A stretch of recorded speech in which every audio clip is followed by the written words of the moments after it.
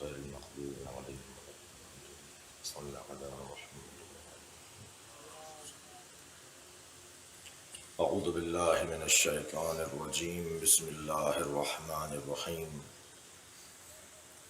الحمد لله الذي لا يبلغ مدحته القائلون ولا يحصي نعماءه العادون ولا يؤدي حقه المجتهدون، الذي ليس لصفته حد محدود ولا نعت موجود ولا وقت معدود ولا أجل ممدود، فطر الخلائق بقدرته ونشر الرياح برحمته.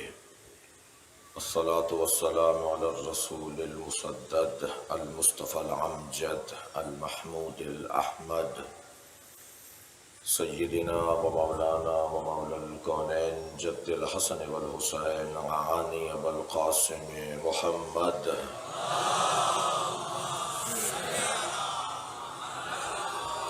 وآله الطيبين الطاهرين المعصومين الذين قال الله إنما يريد الله ليذهب عنكم الرجس أهل البيت ويطهركم تطهيرا.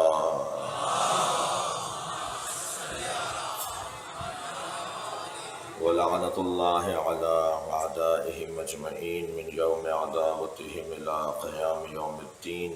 أما بعد، قال الحكيم في قرآن الكريم: بسم الله الرحمن الرحيم. ويقول الذين كفروا لست مرسلا قل كفى بالله شهيدا بيني وبينكم ومن عنده علم الكتاب. صلوات.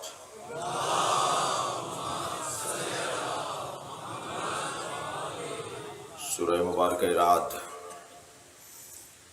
اللہ رسول کے منکر کو کافر کہہ رہا ہے اور انکار رسالت اس لیے آئندہ بھی ہوگا کیونکہ انسان تبدیل نہیں ہوتا. مادہ تبدیل ہوتا ہے، انسان کبھی تبدیل نہیں ہوتا. اس کا عالم یہ ہے کہ جب اس کی فطرت اس پر غالب آ جائے تو یہ انسان کہلاتا ہے، اور جب طبیعت غالب آ جائے تو یہ انسان نما ہوتا ہے. اللہ نے ہمارے وجود کے اندر فطرت کو قرار دیا ہے. ہمارا بدن ہمیں طبیعت کی طرف راغب کرتا ہے. ہماری روح اور ہمارا بدن یہ رہتے ساتھ ہیں مگر ان میں دوستی نہیں ہے. یہ ایک دوسرے کے ساتھ رہتے ہیں مگر ان دونوں میں دوستانہ نہیں ہے. دونوں کا رخ ہی مختلف سمتوں میں ہے.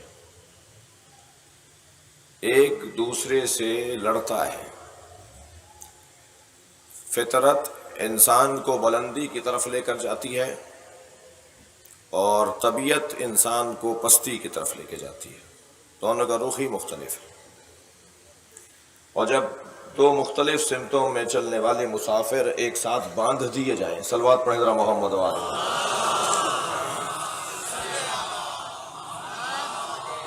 تو پھر یہی ہوگا کہ جو جس پر غالب آ جائے، دقت چاہوں گا تمیدی بیان سے گزر رہا ہوں، جو جس پر غالب آ جائے بس وہی جیتے گا. اگر طبیعت فطرت پر غالب آ گئی تو یہی انسان نظر آئے گا مگر حقیقت میں جانور بلکہ اس سے پست ہوگا.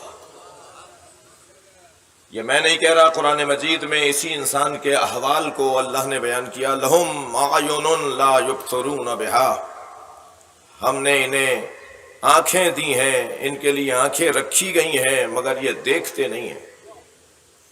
لہم آذان لا یسمعون بہا، انہیں کان دیے گئے مگر یہ سنتے نہیں ہیں. لہم قلوب لا یفقہون بہا، انہیں دل دیے گئے ہیں مگر یہ سمجھتے نہیں ہیں. اولئک کالانعام بل ہم اضل، یہ جانور ہیں بلکہ جانوروں سے بھی پست تر ہیں. یہ کس کو کہہ رہے ہیں اللہ جانور؟ میں اگر کسی کو جانور کہہ دوں تو کہا جائے گا تبرہ کر رہے تھے. جی نہیں، یہ قرآن انسان کو جانور کہہ رہا ہے، بلکہ جانور سے پستر کہہ رہا ہے۔ یہ کون ہے؟ یہ وہ ہے جس کا بدن اس کی روح پر، جس کی طبیعت اس کی فطرت پر غالب آ گئی ہے، اور جب یہ طبیعت مضبوط ہو جائے، غالب ہو جائے، موٹی ہو جائے، صحت مند ہو جائے، تو مولا علی فرماتے ہیں یہ چلتی پھرتی میت ہوتا ہے۔ یہ بازاروں میں کوچوں میں نظر آتا ہے، یہ چل رہا ہوتا ہے، مگر مولا فرما رہے ہیں یہ مر گیا ہے۔ یاد رہے، اگر کوئی مر جائے تو اس میں سے تعفن اٹھتا ہے۔ اگر معاشرے میں مردے زیادہ ہوں اور ہمیں تعفن نہ آ رہا ہو تو ہمیں بھی اپنے بارے میں غور کرنا چاہیے کہ بیمار کہیں ہم بھی تو نہیں ہیں۔ صلوات پڑھ لے ذرا محمد و آل محمد۔ اس سے بہتر اور بلند صلوات۔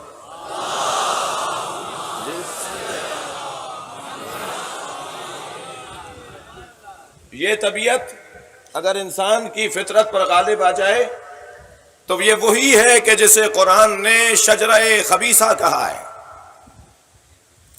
یہ وہی انسان ہے جس کی طبیعت اس کی فطرت پر غالب آ جائے تو جسے قرآن نے آیات متشابہات کہا ہے مخلوق اللہ کی مخلوق، یہ کسی اور نے نہیں بنایا اسے، اللہ نے اسے بنا کر اِنَّا ہَدَيْنَاهُ السَّبِيلَ رستہ دکھا دیا تھا۔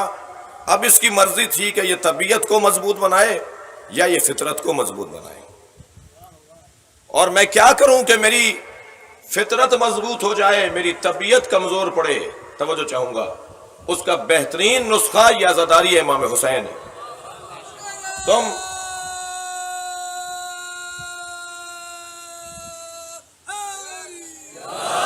بار بار ان لوگوں کے ذکر سے خود کو جوڑ دو جن کی فطرتیں اتنی مضبوط تھیں کہ جن کی فطرت کی مضبوطی پر فرشتے رشک کرتے ہیں، جن سے جڑنا ولایتوں کا حصول ہے، جن سے دوستی عظمتوں کا بیان ہے۔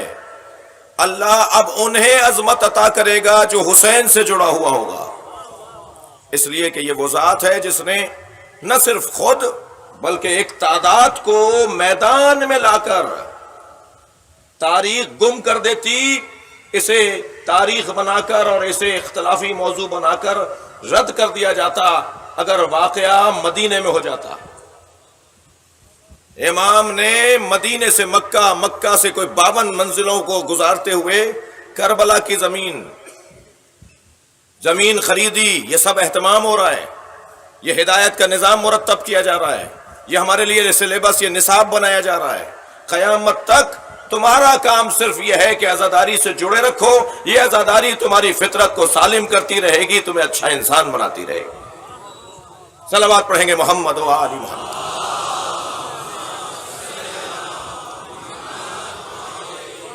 عزیزان گرامی، جب یہ طبیعت غالب آتی ہے فطرت کے اوپر تو یہ انسان حیوان بن جاتا ہے، اور اگر فطرت طبیعت پر غالب آ جائے تو یہ انسان اللہ کا ولی بنتا ہے، خلیفہ بنتا ہے، رسول بنتا ہے، نبی بنتا ہے، امام بنتا ہے۔ یہ کیفیات ہیں۔ اللہ واقعی انسانوں میں سے نبی بناتا ہے، نبیوں کی صلاحیت جس میں آ جائے ان میں سے رسول بناتا ہے، جن میں رسولوں کی صلاحیتیں آ جائیں ان میں سے اولو العزم پیغمبر اور رسول بناتا ہے، اور جو صاحبان شریعت اور صاحبان عزم، جن کو عزیمتیں دی گئی ہیں، جن کو ذمہ داریاں دی گئی ہیں، وہ جب ان میں سے پھر اللہ امام بناتا ہے۔ اللہ اکبر۔ میں ایک مولا کی عظمت کے، مولا کو خوش کرنے کے لیے، مولا حسین کو خوش کرنے کے لیے ایک جملہ کہہ رہا ہوں، اور یقیناً حسین کو خوش کرنا ہی اللہ کو خوش کرنا ہے۔ جب اللہ انسانوں میں سے نبی بناتا ہے، نبیوں میں سے رسول بناتا ہے، رسولوں میں سے اولو العزم پیغمبر بناتا ہے، اولو العزم پیغمبروں میں سے امام بناتا ہے، اور جب اماموں میں دیکھتا ہے کہ کس کے حوالے نظام ہدایت کروں تو حسین بناتا ہے۔ لہذا جب میرے مولا صادق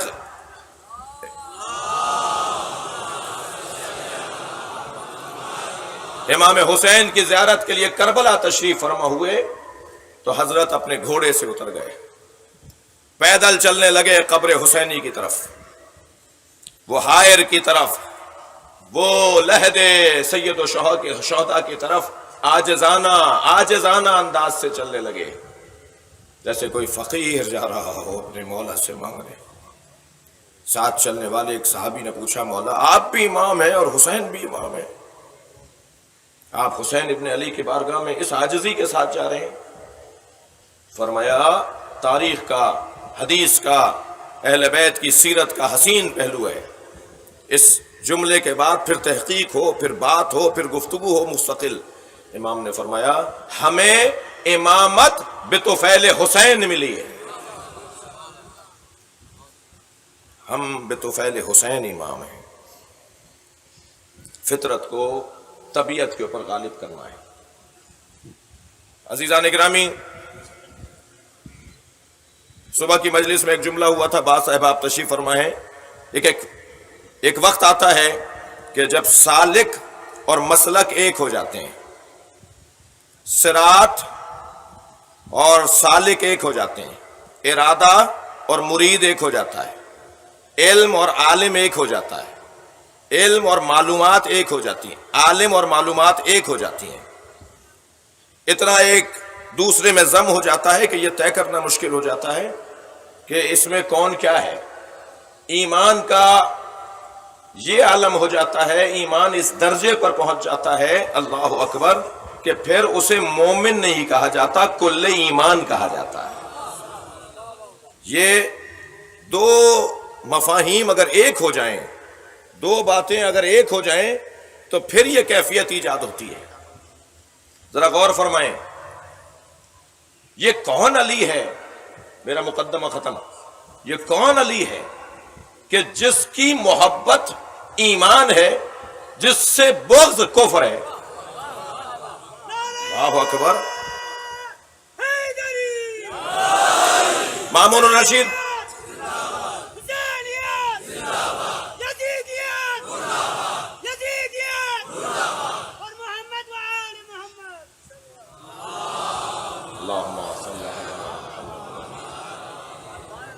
توجہ کر لیا آپ نے؟ کوئی کم بات ہے؟ ہم بعض مفاہیم ہیں، بعض احادیث ہیں، بعض فضائل کے پہلو ہیں، کیونکہ وہ بارہا پڑھے گئے ہیں، بارہا بیان کیے جاتے ہیں، تو ہم اس سے جلدی سے گزر جاتے ہیں، جلدی منزل بدل لیتے ہیں۔ نہ فضائل میں جلدی منزل بدلنے کی ضرورت ہے، اسے ہضم کرنے کی، اس پر تھوڑی دیر غور تو کرتے چلے جائیں۔ یہ کون علی ہے کہ جو مومن نہیں ہے، ایمان بھی نہیں، کل ایمان، یعنی اگر حضرت آدم سے لے کر قیامت تک تمام آسمانی کتابوں، صحیفوں، اللہ کے پیغامات، اللہ کے بارے میں غور کرنا، یعنی مکمل دین، توجہ چاہوں گا، پورا دین اگر کوئی چاہتا ہے کہ ایک لفظ میں سمجھ لے تو اس لفظ کو کہتے ہیں علی۔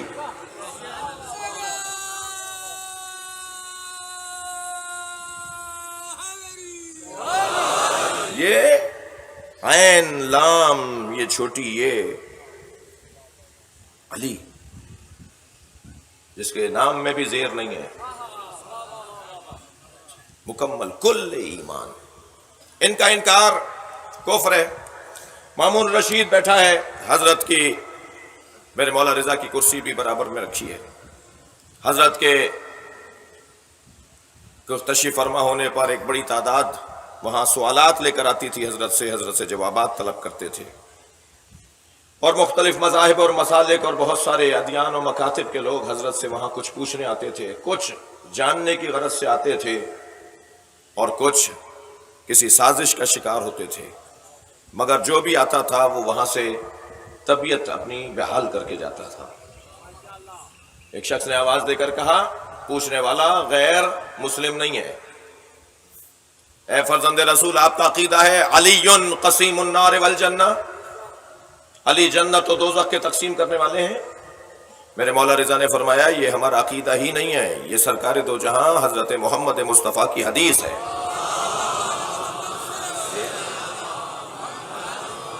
یہ میرے مصطفیٰ نے، میرے پیغمبر نے، یہ خاتم الانبیاء نے فرمایا ہے کہ علی جنت و دوزخ کے تقسیم کرنے والے۔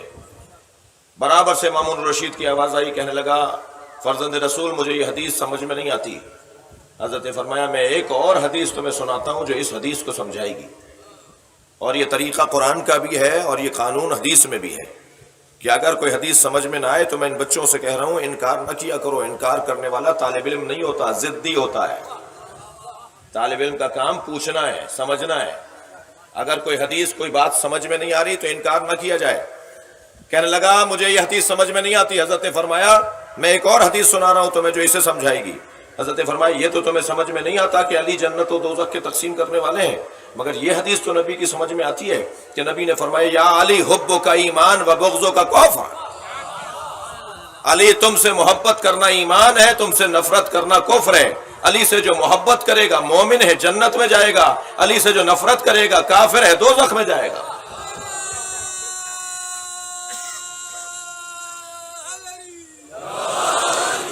یہ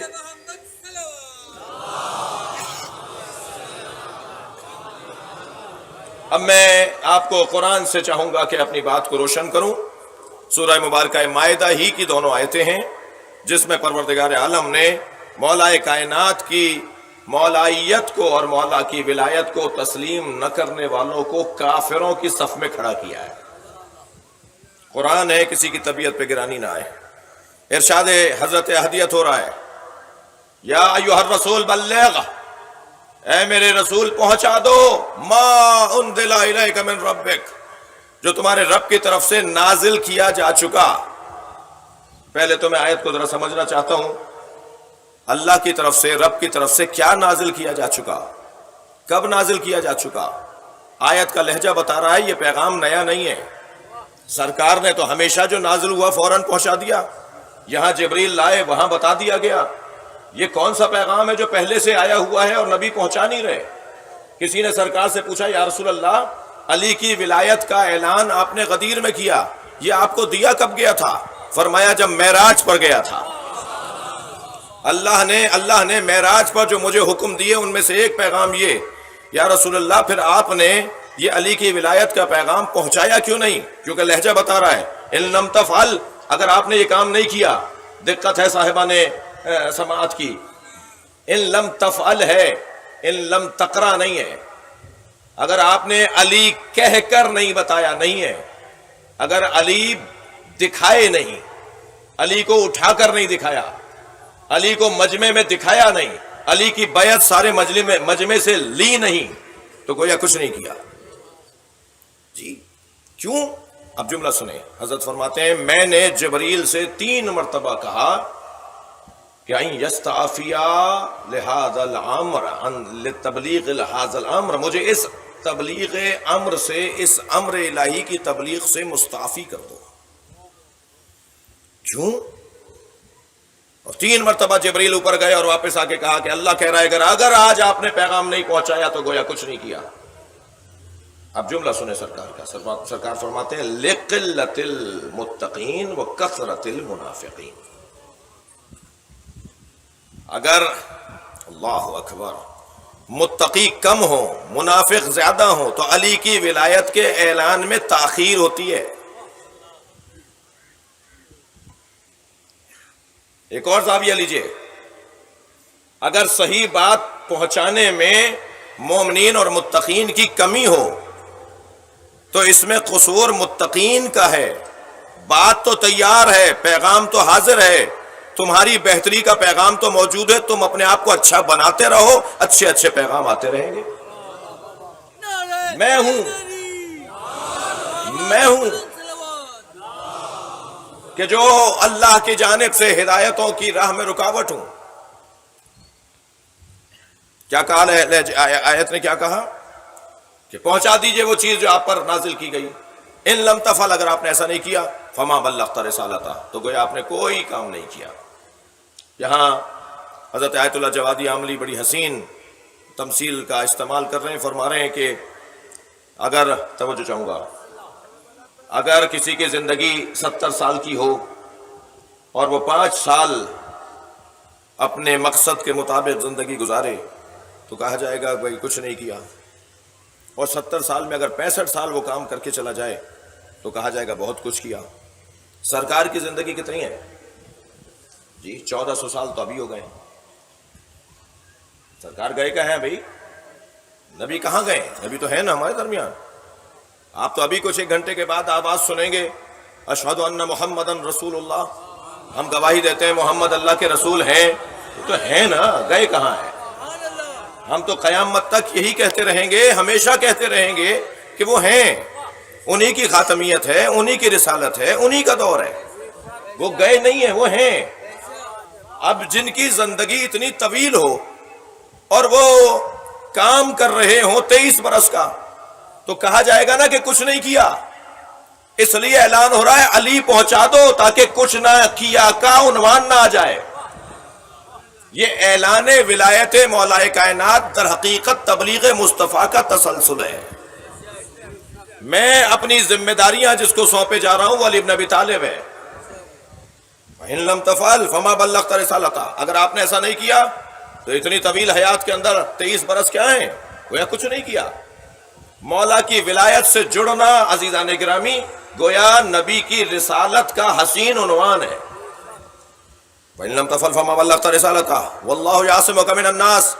اور اللہ آپ کو لوگوں کے شر سے بچائے گا. اچھا کوئی شر ہونا تھا کیا؟ اس میں شر کی کیا بات ہے؟ اس میں پریشانی کی کیا بات ہے؟ نبی مکرم اعلان ولایت علی کر رہے ہیں، اس میں شر کیوں ہوگا؟ شاید یہ میں سوال کہیں تجاہل عارفانہ سے تو کام لے کر نہیں کر رہا. بھائی شر تو وہیں ہوگا نا کہ جہاں خیر نہیں ہوگا، اور جہاں خیر مضبوط ہوگا وہاں شر ہی تو پریشان ہوگا. لہذا علی بن ابی طالب کے آنے پر اگر کوئی پریشان ہو تو وہ شر ہی تو ہے. اور شر، اور یقین جانیے شر کے لیے ضروری نہیں ہے کہ 2000 آدمی ہوں تو شر ہوگا. شیطان ایک ہی ہوتا ہے ہزاروں میں. واللہ یعصمک من الناس. اللہ لوگوں کی شر سے آپ کو بچائے گا. ان اللہ، جو میرا مطلب تھا، ان اللہ لا یہدی القوم الکافرین. منافقین نہیں کہا، فاسقین نہیں کہا، مشرکین نہیں کہا. اللہ قوم کافرین کو ہدایت نہیں دیتا. کیا ربط ہے اعلان غدیر کے ساتھ، مولا علی کی ولایت کے اعلان کے ساتھ، کافروں کی ہدایت نہ پانے کا؟ یہ مجمع تو مسلمانوں کا ہے. دقت کر رہے ہیں آپ بات؟ یہ نبی کو سننے والا مجمع تو مسلمانوں کا ہے. یا کافر کا ہے جو کافروں کی بات ہو رہی ہے؟ صلوات پڑھیں ذرا محمد و آل محمد.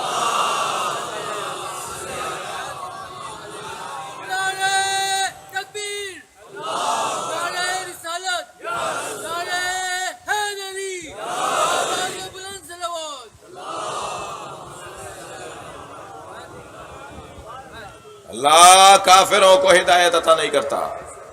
یعنی اگر مولا علی کی ولایت کو اور اعلان غدیر کا کوئی انکاری ہو جائے تو قرآن اس لہجے میں بات کرتا ہے. اچھا اعلان ہو گیا، یہ ایک آیت، اسی سورے میں دوسری آیت. اعلان ہو گیا. جب اعلان ہو گیا سرکار نے اپنے ہاتھوں پہ بلند کر کے بتا دیا، دکھا دیا، سمجھا دیا. ایک ایک مجمع کو دکھایا یہ علی. حاذا اشارہ بھی ہے، مشار الیہ بھی ہے، تاکہ کوئی یہ نہ کہے کہ یہ علی نہیں وہ علی. بھئی جو جعلی اللہ بنا سکتے ہیں وہ کچھ بھی کر سکتے ہیں. تو پروردگار عالم نے کوئی ایک گنجائش نہیں رکھی کہ کسی طرح سے رکھنا آ جائے. توجہ ہے، فعل انجام دے کر دکھایا ہے، فعل انجام دے کر دکھایا ہے یہ علی. جب یہ اعلان ہو گیا تو آواز آئی الیوم اکملت لکم دینکم. آج میں نے تمہارے دین کو مکمل کر دیا. دین مکمل ہوتا ہے کل ایمان کی وجہ سے. الیوم اکملت لکم دینکم واتممت علیکم نعمتی. اور آج میں نے اپنی نعمتوں کو تمام کر دیا. اس سے بڑی نعمت ہی نہیں ہے. سب سے بڑی اللہ کی نعمت محبت علی، سب سے بڑی اللہ کی نعمت حب اہل بیت. میں نے اپنی نعمتوں کو تمام کر دیا. یہاں الیوم الیوم الیوم اکملت لکم دینکم واتممت علیکم نعمتی ورضیت لکم الاسلام دینا. اور اب میں تمہارے دین اسلام سے راضی ہو گیا. یہاں الیوم کہہ کے 3 باتیں کی ہیں، اور پھر ایک مرتبہ الیوم کہہ کے ایک بات اور کی ہے. الیوم یئس الذین کفروا. آج کافر مایوس ہو گیا.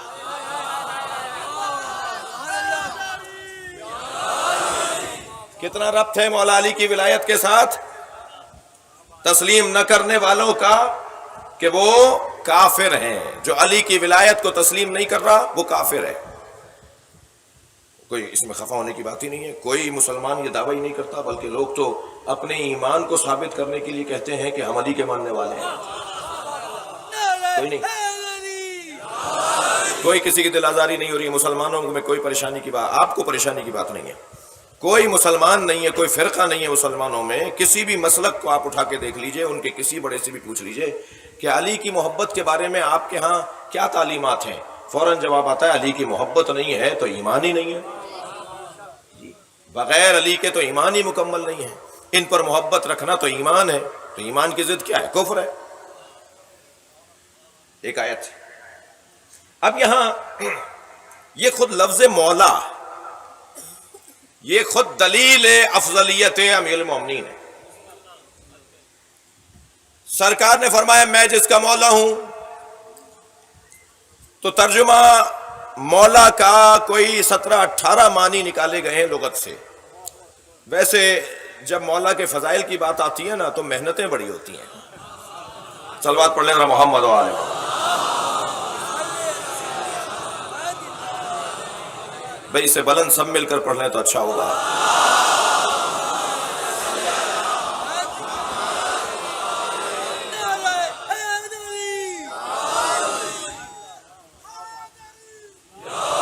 ماشاءاللہ ماشاءاللہ.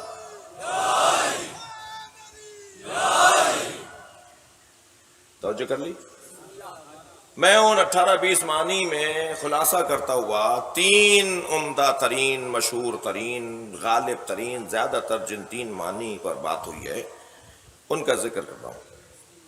مولا کا ایک معنی لیے ہیں بعض احباب نے، بعض افراد نے، دوست کے. دوست کہنے لگے نبی فرما رہے تھے میں جس کا دوست ہوں علی اس کا دوست ہے. ٹھیک ہے، کچھ چلتے ہیں آگے. دوسرے معنی مولا کے یہ ہیں کہ نبی یہ فرما رہے تھے من کنت مولا فہاد علی مولا، میں جس کا ناصر اور مددگار ہوں علی اس کا ناصر ہے. یہ دوسرے معنی. تیسرے معنی لیے گئے ہیں من کنت مولا فہاد علی مولا، میں جس کا حاکم ہوں علی اس کا حاکم ہے. یعنی مولا کا تیسرا معنی حاکم ہونے کے ہیں. عزیزان گرامی، آپ لوگوں نے، ہمارے بڑوں نے، ہمارے اجداد نے بڑی محنتیں کی ہیں، خون دیا ہے، جانیں دی ہیں، وقت لگایا ہے، پیسہ دیا ہے. یہ مسنگ پرسنز کی فیملیاں بیٹھی ہیں، ان میں سے زیادہ تر وہ لوگ ہیں کہ جن کو اسی لیے کوئی شبہ ہے اداروں کو کہ یہ کوئی مولا کا کام کرتے ہیں، یہ مولائیوں کا کام کرتے ہیں، یہ مولائیوں کے کام آتے ہیں. تو یہ جہاد ہے نا، یہ جدوجہد ہے نا، یہ قربانی ہے نا جو دی جا رہی ہے. اور آبا و اجداد سے ہم قربانیاں دیتے آ رہے ہیں. اور آپ کا یہ چوک پر بیٹھ کر مجلس کرنا، یہ روڈ پر نکل کے ماتم کرنا آپ کے لیے اس لیے ضروری ہے کہ آپ ایک نظریے کو لے کے چل رہے ہیں. اور نظریہ یہی ہے کہ ہمیں کسی طرح سے یہ ہر زمانے میں کانوں میں رس ڈالنا ہے کہ علی ہمارا حاکم ہے.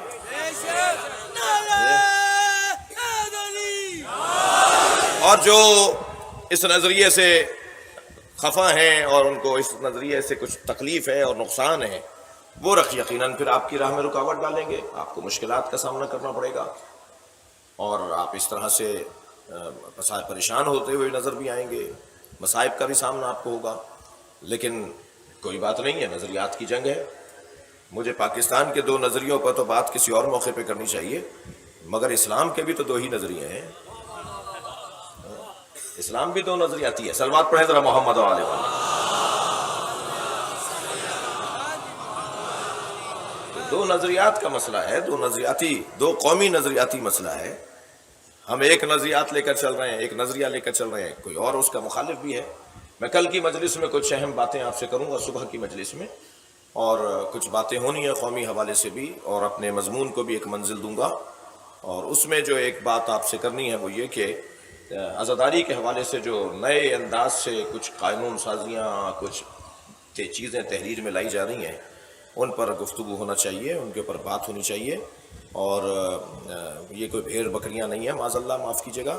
یہ جانور نہیں ہیں، یہ صاحب شعور لوگ ہیں، یہ باشعور بافہم لوگ ہیں، اس ملک کے بانیان بھی ہیں، اس ملک کے محافظین بھی ہیں، اس ملک کو مکمل چلانے اور بنانے والے بھی ہیں۔ ایسا نہیں ہوگا کہ آپ 6 لوگ بیٹھ کر کوئی قانون پاس کریں گے اور ہم جو ہے وہ سمن بکمن آپ کی بات کو سن لیں گے، آپ کی بات کو مان لیں گے۔ جی، ہم نے اگر کسی کے ساتھ حمایت اور کسی کے ساتھ محبت کا اظہار کیا ہے تو اس لیے نہیں کیا کہ ہماری گردن پہ ہی تلوار رکھ دو تم۔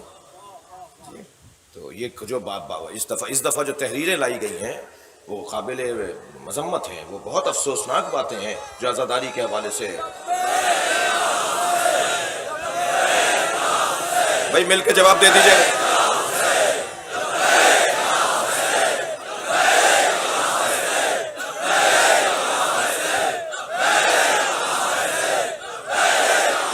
بلند تر صلوات دیا کریں گا، اس سے بلند اور بہتر صلوات نبی اور آل نبی پر۔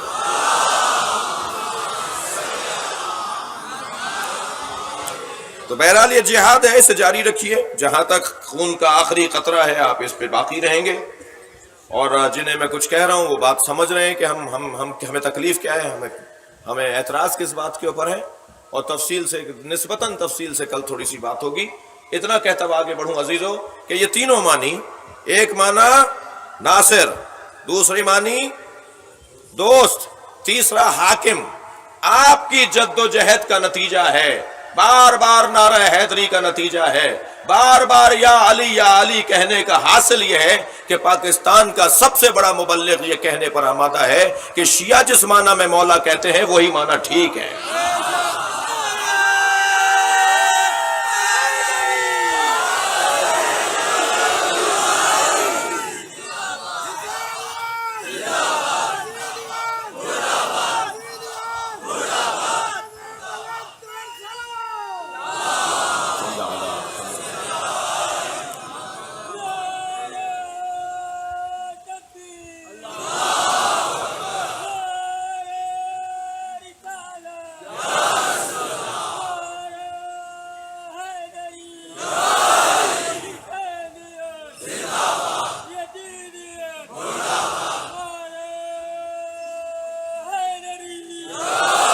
حقائق کھلتے ہیں جب آپ جد و جہد کرتے ہیں، جب آپ محنت کرتے ہیں، جب آپ توجہ دلاتے ہیں، حقائق روشن ہوتے ہیں، لوگوں کی توجہ ہوتی ہے۔ میں نہیں کہتا کہ وہ پہلے غلط تھے اور آج صحیح ہو گئے، نہیں، توجہ نہیں تھی، بہت ساری چیزوں کی طرف توجہ آپ کی میری بھی نہیں ہوتی، ہم توجہ کرتے ہیں کسی کے دلانے پر، یا آپ کی عزاداری، یا آپ کا ماتم، یا آپ کا جلوس، یا آپ کا علم توجہ دلا رہا ہے، تاریخ ہے متوجہ، اور انسان ہے نا، انسان بھول جاتا ہے، انسان ہے ہی نسیان سے، یہ صبح سی کی بات شام کو بھول جاتا ہے، تو بار بار مجلس اسی لیے تو کر رہے ہیں کہ بھولنے نہ پائے، مسلسل ایک یاد آوری کا، مسلسل ایک دہرائی کا سلسلہ جاری رہے۔ یہاں مولا حاکم کے معنی میں قرآن میں ان تینوں معنی پر آیات موجود ہیں، یہ تینوں معنی مولا کے باب میں غلط نہیں ہے، یعنی مولا کے معنی دوست قرآن میں آیت ہے، الا ان اولیاء اللہ لا خوف علیہم ولا هم یحزنون، جان لو کہ اللہ کے جو دوست ہیں، اللہ کے جو چاہنے والے ہیں، نہ ان پہ خوف طاری ہوتا ہے، نہ ان پہ حزن طاری ہوتا ہے۔ یہ دوست کے معنی میں قرآن میں لفظ مولا آیا ہے، اللہ کے دوست، یحبہم ویحبونہ، اللہ ان سے محبت کرتا ہے، وہ بھی اللہ سے محبت کرتے ہیں، محبت دوستی کی بنیاد پر۔ جی، اس معنی میں آیا ہے قرآن میں۔ دوسرا معنی ہے ناصر کے، ان تظاہر علیہ فإن اللہ مولاہ وجبریل وصالح المؤمنین، اے نبی کی 2 بیویوں، اگر تم نے میرے نبی پر چڑھائی کی، میرے نبی کو اپنے روب میں لانے کی کوشش کی، سورہ تحریم ہے بھائی، مجھے کچھ نہیں کہیے گا، قرآن پڑھ رہا ہوں میں۔ جی، نبی کی 2 بیویوں کی بات ہو رہی ہے جنہیں قرآن نے پکار کے کہا سورہ تحریم میں کہ ان زغت قلوبکما، اگر ان تتوبا علیہ، اگر تم نے توبہ بھی کر لی پھر بھی تمہارے دل ٹیڑھے رہیں گے۔ مجھے نہیں تفصیل میں جانا کہ وہ 2 بیویاں کون ہیں، جو حافظان قرآن ہیں، جو قاریان قرآن ہیں، ان سے پوچھوں گا وہ 2 بیویاں کون ہیں. اور اگر ان تظاہرا، تثنیہ کا صیغہ ہے، ان تظاہرا علیہ، اگر تم دونوں نے میرے نبی پر چڑھائی کی، روب ڈالنے کی کوشش کی، اونچے آوازوں میں بات کرنا شروع کی، تو جان لو فإن اللہ مولاہ، اللہ نبی کا مددگار ہے. ان اللہ مولاہ، نبی کا مددگار اللہ ہے. وہ جبریل ہو وہ صالح المومنین، اور جبریل نبی کی مدد کرے گا، اور مومنین میں جو سب سے زیادہ صالح ہے وہ نبی کا مدد کرتا رہے گا. میں تو وہ صالح المومنین کون ہے؟ وہ صالح المومنین جو نبی کا مددگار ہے. نبی کا مددگار علی ہو جائے تو عین قرآن، عین دین، عین اسلام، اور میں اگر مولا علی سے مدد مانگ لوں. قرآن پکار کے کہہ رہا ہے صالح المومنین. یہ ناصر کے معنی میں قرآن میں لفظ ولی، لفظ مولا آیا ہے. جی توجہ کی آپ نے؟ عزیزان گرامی، اللہ مولا، یہ کبھی دوست کے معنی میں، کبھی حاکم کے معنی میں. اب آ جائیے سورہ مبارکہ معاہدہ کی 55ویں آیت، جس میں مولا کے معنی حاکم کے ہیں. انما ولیکم اللہ ورسولہ والذین یقیمون الصلاۃ ویؤتون الزکاۃ وہم راکعون. تمہارا حاکم اللہ ہے، رسول ہے وہ جو نماز قائم کرتا ہے اور حالت رکوع میں زکوٰۃ دیتا ہے. صلوات پڑھ لیں محمد و آل محمد.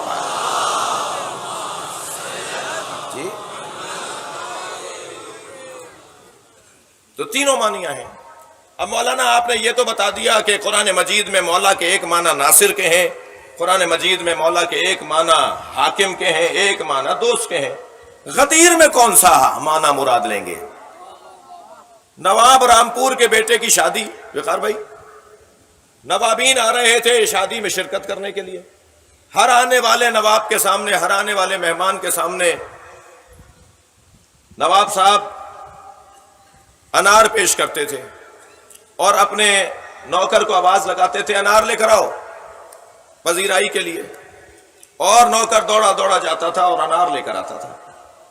جب سارے مہمان آ گئے، بارات چڑھنے لگی، دولہا میاں بیٹھنے لگے ہاتھی کے اوپر، اور سب آمادہ ہو گئے، تو نواب صاحب نے آواز لگائی غلام محمد انار لے کر آؤ. وہ گیا اور جلنے والا انار لے کر آ گیا. دسترخوان پہ کسی نے نہیں بتایا تھا کہ کھانے والے لاؤ، اور بارات چڑھتے وقت کسی نے نہیں کہا تھا کہ جلانے والا لاؤ. ایک نوکر کو پتا ہے کہ دسترخوان پہ کون سا انار آتا ہے اور بارات چڑھتے ہوئے کون سا انار آتا ہے. مسلمان کو نہیں پتا کہ دھوپ میں کس معنی میں مولا کہہ رہے ہیں. اتنے اہتمام کے ساتھ، اتنے انتظامات کے ساتھ کون سے معنی مراد لیں گے؟ اور پھر سرکار نے، میں نبی پر قربان، نبی کی جوتیوں پہ قربان، سرکار نے ایک لمحہ بھی فرو گزاش نہیں رکھا ہے، کسی الجھن کا لمحہ نہیں چھوڑا سرکار نے. سرکار نے جیسے ہی فرمایا نا الستو اولا، توجہ چاہوں گا، الستو اولا من انفسکم، کیا میں تمہاری جانوں پر تم سے زیادہ حق نہیں رکھتا؟ اگر سرکار نے یہ جملہ کہہ کے فوراً کہہ دیا ہوتا نا من کنت مولا، تو شاید کوئی کہتا ہم نے تو سنا ہی نہیں. عجیب رنگ ہے غدیر کے میدان میں. ہر کچھ فاصلے پر ایک بلندی پر ایک صحابی کھڑا ہے، نبی کی بات سنتا ہے، آگے بڑھاتا ہے، آگے والوں سے پوچھتا ہے سن لیا، پھر وہ آگے بڑھاتا ہے، آگے والوں سے پوچھتا ہے سن لیا. 1.5 لاکھ کے مجمع نے جب تک سن نہیں لیا کہ کیا میں تم سے زیادہ تم پر حق نہیں رکھتا، جب سب نے کہہ دیا کہ آپ ہم سے زیادہ ہم پر حق رکھتے ہیں، پھر فرمایا میں علی کو مولا بنا رہا ہوں، جیسا میں تمہارا حاکم ہوں ایسا علی تمہارا حاکم. اب بولیے، اب بولیے.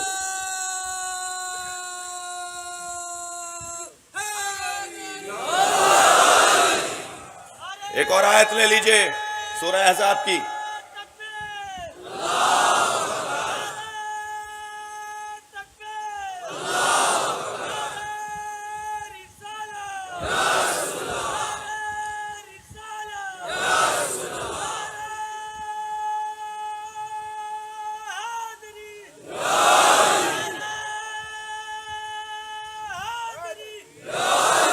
النبی اولا، وقت کم ہے میرے پاس، النبی اولا بالمؤمنین من انفسہم وازواجہ امہاتہم، ہمارا نبی مومنین پر اولا حاکم ہے، اور نبی کی زوجائیں مومنین کی مائیں ہیں۔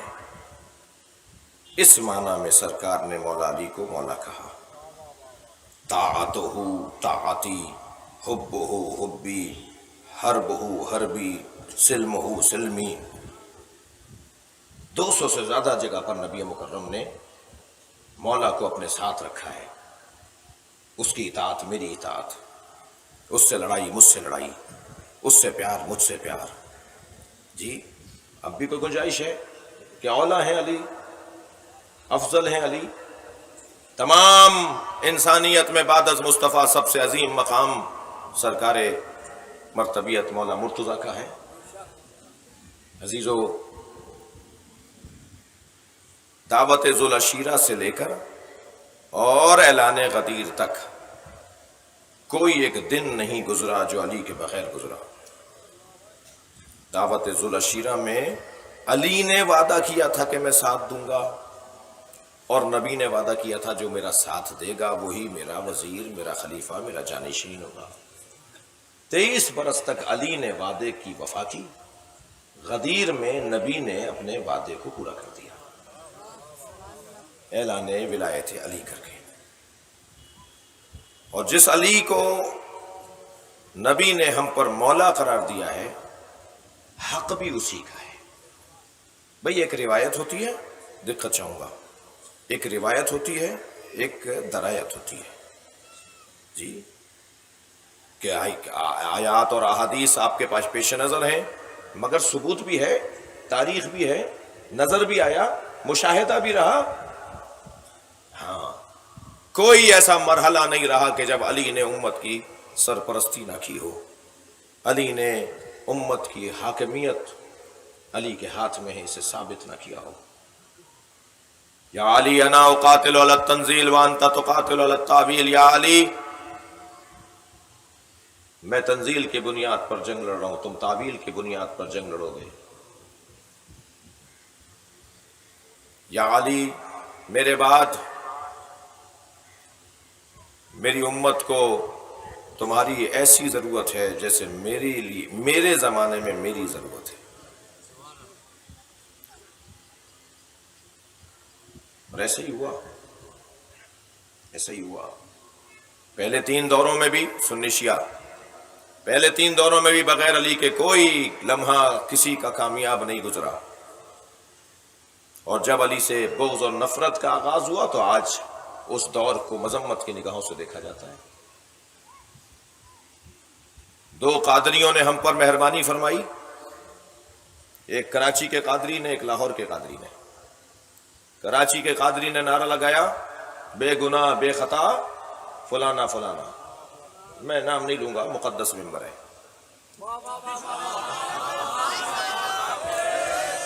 تھوڑا سا دیر ہو جاتی ہے آپ کو پہنچنے میں، صلوات پڑھ لیں ذرا محمد و آل محمد۔ میرا ساتھ دیجئے نا، میرے ساتھ چلیے، صلوات پڑھیں ذرا محمد و آل محمد۔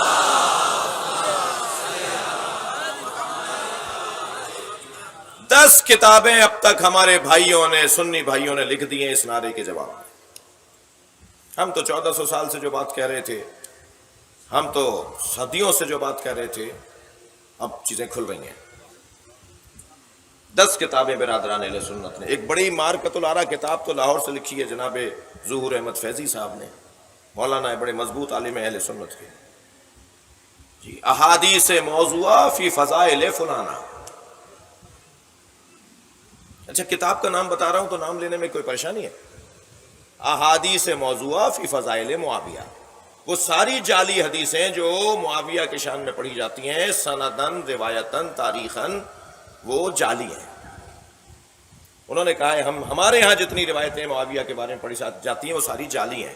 ایک مرتبہ سرکار نے ان حضرت کا نام اپنی زبان پہ لیا ہے، اور وہ بھی یہ کہ یا اللہ اس کا پیٹ ہمیشہ بھرے رکھ، کبھی اس کا شکم خالی نہ ہو۔ تو عالموں، یہ بحث عالموں کی ہے بھائی، سنی جو عالم نہیں ہے وہ پریشان نہیں ہو، بات اپنے عالموں سے کریں، یہ علمی بحث ہے. یہ نہیں کہیں جی مولانا وہاں بیٹھ کے کوئی تفرقہ بازی کر رہے تھے، نہیں، یہ علمی گفتگو ہے جو کر رہا ہوں. جی ساری جعلی حدیثوں کو ایک جگہ کیا ہے ظہور احمد صاحب نے، اور کہا یہ ان کی شان میں گھڑی ہوئی حدیثیں ہیں. جی تو انہوں نے ایک تو مہربانی فرمائی ہمارے اوپر، کراچی کے قادری صاحب نے، گولڑا شریف والوں نے، اجمیر شریف والوں نے. اجمیر شریف کا سب سے پرانی، میں اس لیے نہیں کہ مجھے دستار باندھ کے گئے، اس لیے نہیں، وہ مجھ سے ملنے آئے، کہا جی پاکستان آ رہا تھا تو 2 آدمیوں کو میں قبر سے دستار کو مس کر کے لایا تھا، اور 2 آدمیوں کو مجھے دستار باندھنی تھی، ایک مولانا طارق جمیل کو، ایک شہنشاہ حسین نقوی کو. تو مولانا طارق جمیل کو بھی باندھنے ان کے گھر گئے، اور مجھے بھی باندھنے میرے گھر آئے تھے. جناب سرور چشتی صاحب پیر طریقت ہیں اور گدی نشین ہے. سجاد نشین تو بہت ہوتے ہیں ہر درگاہ پہ، گدی نشین ایک ہی ہوتا ہے.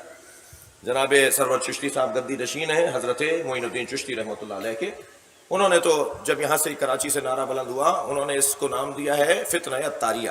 اور اس فتنہ الطاریہ کے خلاف سب سے پہلے انہوں نے کہا جی سب سے بڑی درگاہ، سب سے بڑا مرکز اہل سنت کا اگر بر صغیر میں ہے تو وہ اجمیر شریف ہے. ہمارے بڑے اس خطے میں سب سے پہلے آئے ہیں، انہوں نے اسلام پھیلایا، 4 لاکھ لوگوں کو مسلمان کیا تھا. لہٰذا میں ان کی درگاہ سے اعلان کر رہا ہوں کہ یہ اعلان، یہ نعرہ غلط ہے، ہم اس کی مذمت کرتے ہیں. بات اب بہت آگے جا رہی ہے، بس ایک جملہ کہہ کر اس منزل کو تبدیل کر رہا ہوں. ایک بڑا بیریئر تھا علی کی طرف آنے میں، مولا کی طرف آنے میں ایک بڑی رکاوٹ تھی، وہ رکاوٹ گر رہی ہے. اور اس میں بڑا کام ہے آپ کا اور آپ کے بزرگوں کا، ہمارے بزرگوں کا. اور ایک مہربانی فرمائی ہم پر لاہور کے قادری صاحب نے، مہربانی جس معنی میں کہہ رہا ہوں اسی معنی میں لیجیے گا. فرمانے لگے کہ شیعہ علماء جھوٹ بولتے ہیں، ڈھونگ رچاتے ہیں، واویلا مچاتے ہیں، کچھ نہیں ہوا بی بی زہرا کے ساتھ، کوئی دروازہ نہیں گرا، کوئی پسلی نہیں ٹوٹی.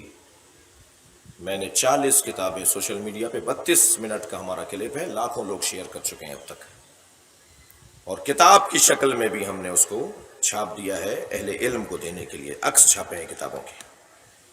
میں نے ان سے کہا کہ اگر آپ نے عربی میں بات کی ہوتی تو عراقی جواب دیتے، آپ نے اگر فارسی میں بات کی ہوتی تو ایرانی جواب دیتے، آپ اردو میں بول رہے ہیں تو جواب میرا بنتا ہے. تو الحمدللہ ہم نے 40 کتابیں کھول کھول کے دکھائی ہیں، وہ کلپ بھی موجود ہے ہمارا، اور اب وہ 40 کتابوں کی تصویریں بھی کتاب کی شکل میں ہم نے چھاپ دی ہیں. جن لوگوں نے اپنے بزرگوں کی کتابوں کو نہ پڑھا ہو، میں ان سے کیا بات کروں. لہذا معتبر ترین لوگوں نے لکھا ہے کہ سیدہ کے ساتھ کیا ہوا.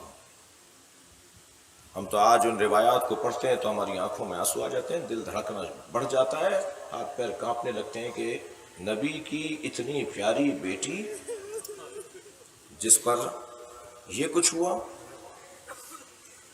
آگ لے کر آئے.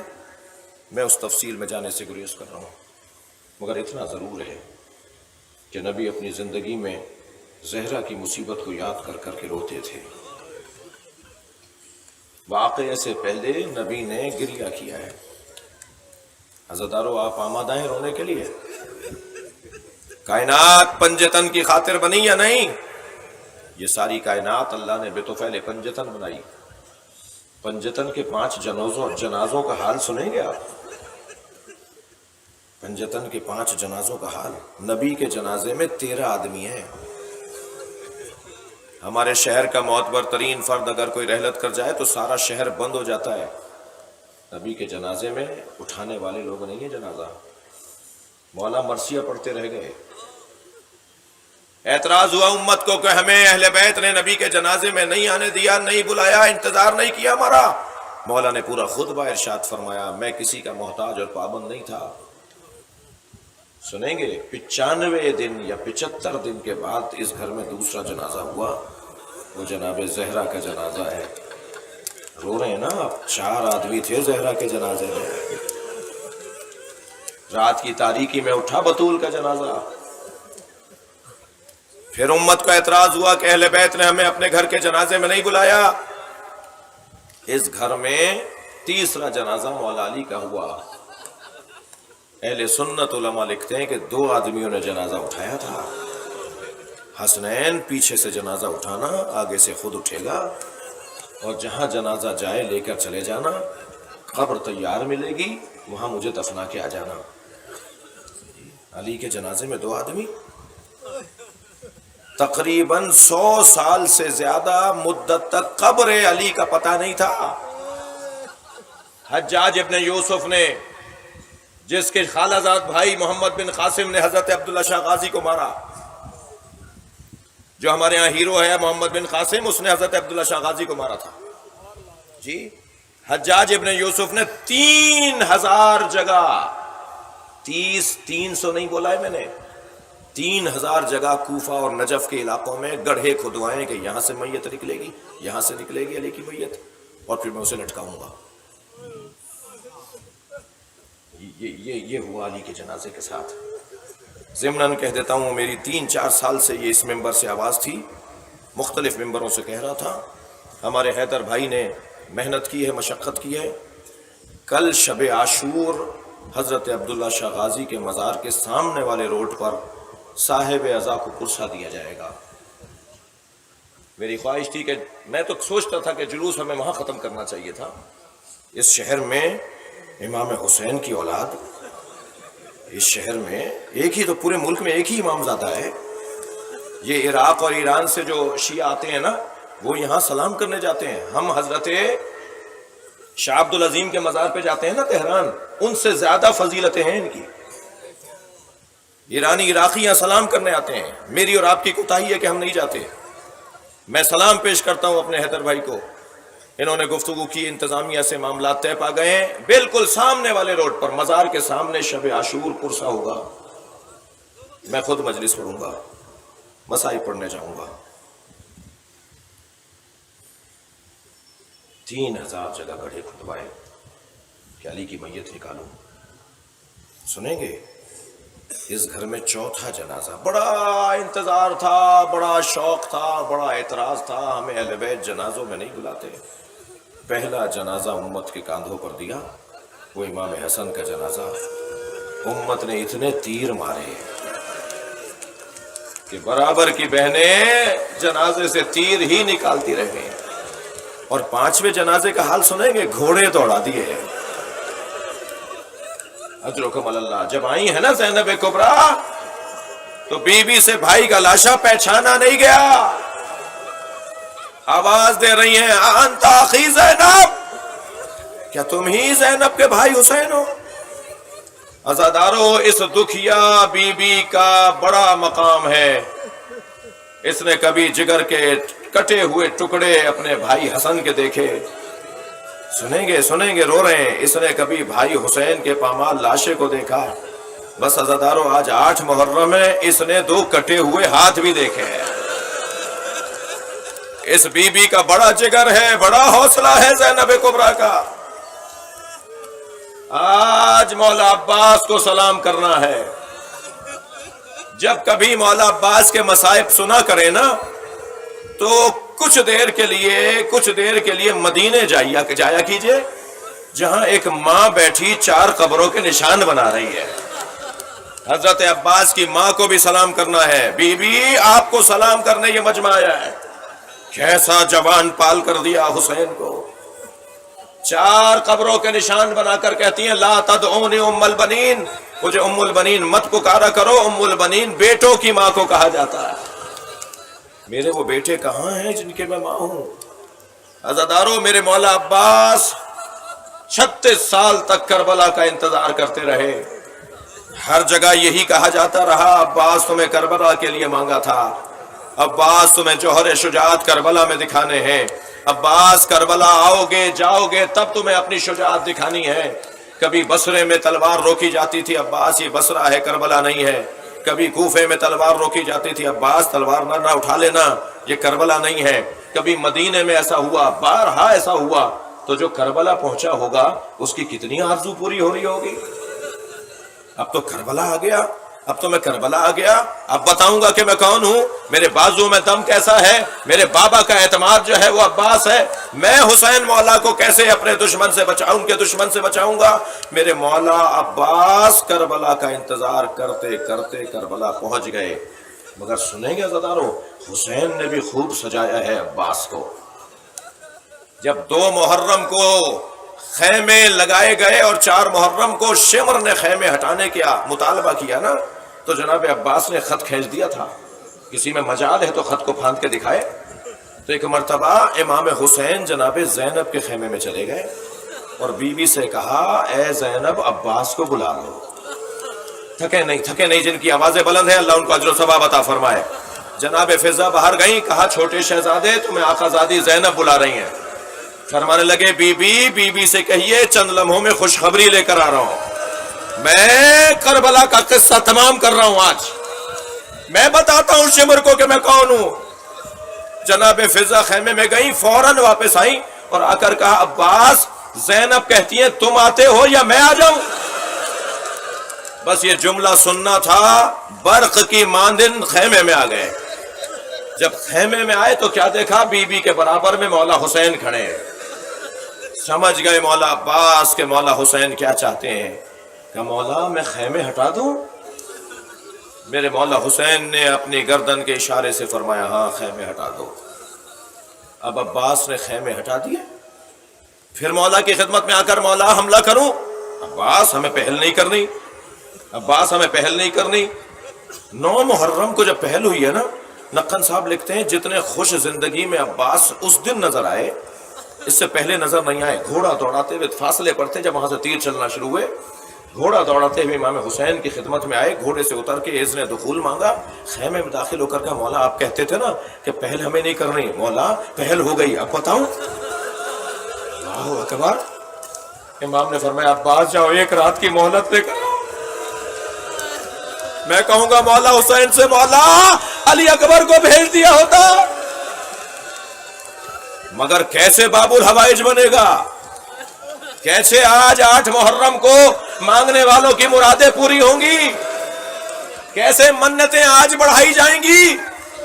اس لیے کہ عباس نے اپنی ذات کو مٹا دیا، اور جو اللہ کی خاطر ذات کو مٹا دے پھر وہ باب الحوائج بن جاتا ہے۔ جاؤ 1 رات کی مہلت لے کر آؤ۔ کیسے گئے ہوں گے؟ اللہ کسی کریم ترین فرد کو کسی کم ظرف کے دروازے پر نہ لے جائے۔ کہا میں عباس علی ہوں، جنگ کو 10 محرم کو کرو، 1 دن آگے بڑھا دو۔ جب دوسرا دن بھی آیا نا عزادارو، تو بار بار آ کے کہتے تھے، مولا میں جاؤں، مولا میں جاؤں۔ تو مولا فرماتے تھے، تم ہمارے لشکر کے علمدار ہو، تم ہمارے لشکر کے سالار ہو۔ جب ایک ایک کر کے سب شہید ہو گئے نا، تو آ کے کہنے لگے، مولا مجھے مرنے کی اجازت ہے۔ مولا وہ لشکر کہاں رہا جس کا میں سالار تھا؟ بہت گریہ کر لیا آپ نے، 8 محرم ہے، اللہ آپ کی آنکھوں میں آنے والے آنسوؤں کو درجہ قبولیت عطا فرمائے۔ کوفے سے جب یہ اسیروں کا قافلہ جانے لگا نا، تو ایک قیافہ شناس سروں کو دیکھ دیکھ کر احوال بیان کر رہا تھا۔ حضرت علی اکبر کے سر کو دیکھ کر کہا، اس صاحب سر میں یہ عظمتیں تھیں۔ حضرت اون محمد کے سروں کو دیکھ کر کہا، ان میں یہ عظمتیں تھیں۔ ایک نے کہا، گھوڑے کی گردن میں بھی ایک سر لٹکا ہوا ہے۔ میں مجلس ختم کر رہا ہوں، بیان مکمل کر رہا ہوں۔ وہ زمین پر بیٹھا، حضرت عباس کے چہرے کو دیکھ کر کھڑا ہو گیا، اور ایک ہی جملہ کا چہرہ بتا رہا ہے، یہ گھٹ گھٹ کے مرا ہے۔ اس کے دل کی آرزویں پوری نہ ہوئیں، اس کی مرادیں پوری نہ ہوئیں۔ الا لعنت اللہ علی قوم الظالمین فسيعلم الذين ظلموا أي منقلب ينقلبون